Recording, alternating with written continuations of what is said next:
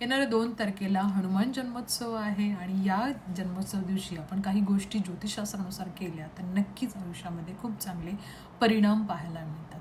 तर आपल्याला काय करायचं आहे आणि काय गोष्टी करायच्या ते मी ऑलरेडी लिहून सुद्धा दिलेले आहेत. आणि सगळ्यात महत्त्वाचं एक लक्षात घ्या, ज्यांना मंदिरात जाता येत नसेल किंवा तुम्ही घरीसुद्धा तुमच्या घरामध्ये जी नकारात्मक शक्ती आहे, जी काही निगेटिव्हिटी आहे, ती जाण्यासाठी आपण एक उपाय करायचा आहे. तर काय करायचं, तुमच्याकडे जे 7 लवंग असतात त्या 7 लवंग तुम्ही घेऊ शकता.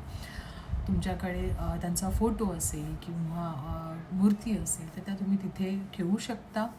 हनुमान चालीसा तुम्ही एकदा म्हणा, मन लावून म्हणा आणि मनापासून सांगा की जी काही निगेटिव्हिटी जर माझ्या आयुष्यामध्ये असेल किंवा माझ्या घरामध्ये असेल ती पूर्णपणे जाऊ देत. मग त्यामध्ये कपूर टाकून तुम्ही घरामध्ये पूर्ण प्रज्वलित करून घरामध्ये फिरवू शकता. असं केल्यानंतर खूप साऱ्या घरामधली जी काही वाईट गोष्टी असेल ती पूर्णपणे निघून जाते आणि चांगल्या गोष्टी घडतील. त्याचबरोबर मंत्र आहे तो 108 वेळा तुम्हाला करायचा आहे. आणि एक लक्षात ठेवा की जेव्हा आपण हनुमानजींना स्मरण करतो तर त्यांच्याकडून खूप साऱ्या गोष्टी शिकण्यासारख्या असतात. सगळ्यात महत्त्वाचं म्हणजे इतके शक्तिवान असूनसुद्धा खूप शांत आणि आपल्या शक्तीचा जिथे पाहिजे तिथेच उपयोग त्यांनी केलेला आहे. सगळ्यात महत्त्वाचं म्हणजे देवावर पूर्णपणे विश्वास, प्रभू रामचंद्रांवर त्यांचा पूर्णपणे विश्वास आणि त्यांना खात्री होती की प्रभू रामचंद्र नेहमी त्यांच्यासोबत आहेत.